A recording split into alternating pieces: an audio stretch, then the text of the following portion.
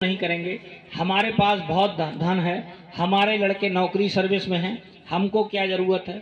तो जैसे छोटे बच्चे को माँ की जरूरत होती है, बीमार आदमी को डॉक्टर की जरूरत होती है, ऐसे ही सबको गुरु की जरूरत है।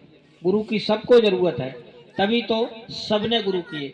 भगवान राम ने गुरु किए, भगवान कृष्ण ने गुरु किए, गोस्वामी जी महाराज, मीराबाई, सब ने गुरु किए। और उन्होंने लिखा कि राम कृष्ण ते कोवड़े तेनहु तव गुर कीन, और तीन लोक के नायका गुरु आगे आधीन। सब ने गुरु किए।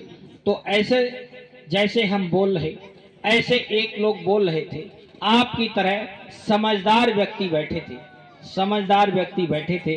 तो उन्होंने कहा कि राम कृष्ण ते कोवड़े तेनहु तो गुर कीन, और तीन लोक के नायका गुरु आगे आधीन।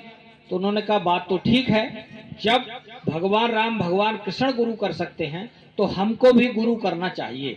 सोच ही रहे थे, तब तक बोलने वालों ने फिर बोल दिया। उन्होंने कहा कि निंगुरा मुझको ना मिले, पापी मिले हजार, और एक निंगुरा के सर पर लख पापी का भार। निंगुरा उसको कहते हैं जिसने गुरु नहीं किए। तो जो समझदार व्यक्ति बैठे थे उन्होंने कहा कि आज ही चलते हैं, आज ही गुरु बनाएंगे, और उठ करके चल दिए, चले गए।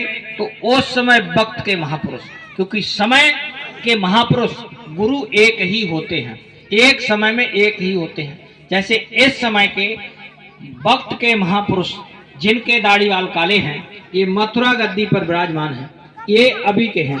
उस समय के दादू महात्मा थे, दादू महात्मा थे, तो वो उठ करके चल दिए। दोनों व्यक्ति गए और एक आदमी उनको मिला जिसने अपने दाढ़ी बाल और मूछ मुड़वा रखे थे। उन्होंने उससे पूछा कि दादू महात्मा कहाँ मिलेंगे। तो उन्होंने इशारा कर दिया उधर। अब उधर इशारा किया तो जो समझदार व्यक्ति थे, वो पढ़े लिखे थे, ज्यादा पूजा पाठ में ज्यादा विश्वास करते थे। तो उन्होंने सोचा गंजे आदमी से हमने बात की, हमारा असगुन हो गया, अब सगुन हो गया। तो उन्होंने उनको मारा, दो चार हाथ मार दिए और आगे चले गए। फिर किसी से पूछा दादू महात्मा कहाँ, तो उन्होंने कहा अंदर बैठे हैं। अब जैसे ही अंदर गए तो वो ही गंजा आदमी बैठा था जिनको उन्होंने मारा था। अब देखा तो भाग खड़े हुए। तो दादू महात्मा ने उनको बुलाया कि आप आ जाइए।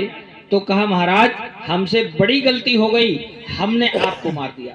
तो दादू महात्मा ने समझाया कोई बात नहीं, जब बाजार में 4 आने की मटकी लेने जाते हो तो खूब बजाकर देखते हो पक्की है या कच्ची है। अगर पक्की है तो लेकर के आते हो। तो आप हमको गुरु बनाने आए हो, जीवन भर का सौदा करने आए हो।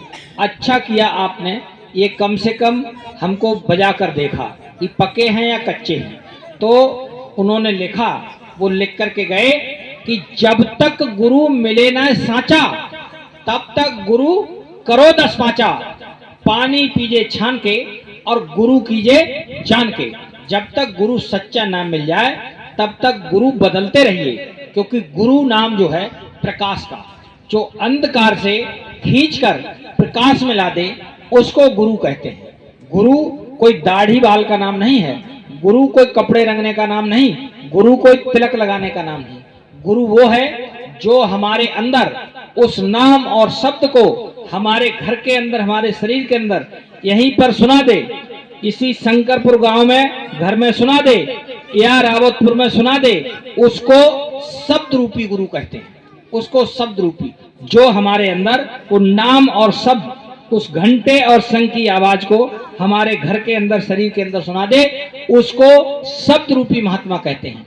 वो महात्मा कभी दूर नहीं होते, वो गुरु कभी दूर नहीं होते। उनके लिए कहा गया है कि शब्द स्वरूपी संग है, कभी ना होते दूर, और धीरज रखिए चित्त में, दिखेगा सतनूर। वो शब्द रूपी महात्मा। तो गुरु वही है जो शब्द रूपी हो, नाम रूपी गुरु, वही गुरु है।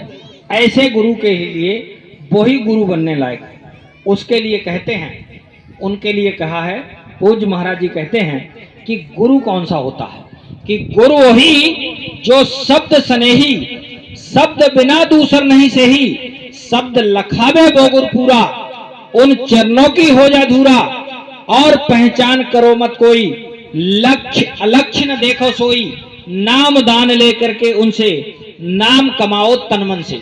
जब ऐसे गुरु मिलते हैं शब्द रूपी, तो लोक बनता परलोक बनता है ऐसे गुरु से। वैसे तो इस दुनिया में बहुत लाखों गुरु हैं, नाम रूपी और शब्द रूपी जो गुरु होते हैं वो हमको हमारे अपने घर निज घर ले जाते हैं। ऐसे गुरु की तलाश करनी चाहिए, और जब मिल जाए तो उन जो वो कहें, जो आदेश दें, वो हमको आपको मानना है। वही भजन है, वही भक्ति है। तभी तो लिखते हैं कि प्रथम भक्ति गुरु आज्ञा, दूसर गुरतन सेव, और शब्द कमाई तीसरी गुरमुख कहिए टेप। पहली भक्ति गुरु आदेश का पालन, दूसरी भक्ति उनके तन की शरीर की सेवा, वो मिल नहीं सकती, लाखों लाख आदमी जाते। तीसरी भक्ति भजन ध्यान सुमिरन है, वो जो लोग करते हैं अच्छी बात, जो नहीं करते करना चाहिए, क्योंकि इस शरीर को 2 बार भोजन देते हो, लेकिन उस जीवात्मा जो जन्मों जन्मों की भूखी प्यासी है उसको भी भोजन देना चाहिए। उसका भोजन भजन और ध्यान है, भजन ध्यान सुमिरन है। तो अगर शरीर को 2 बार भोजन दो तो जीवात्मा को भी 2 बार देना चाहिए। सुमिरन का समय निश्चित रहे तो उससे ज्यादा लाभ होता। भजन और ध्यान किसी भी समय कर लो। तो ऐसे गुरु जब शब्द रूपी मिलेंगे, और इस कलयुग में ये 2 ही चीजें दुर्लभ हैं।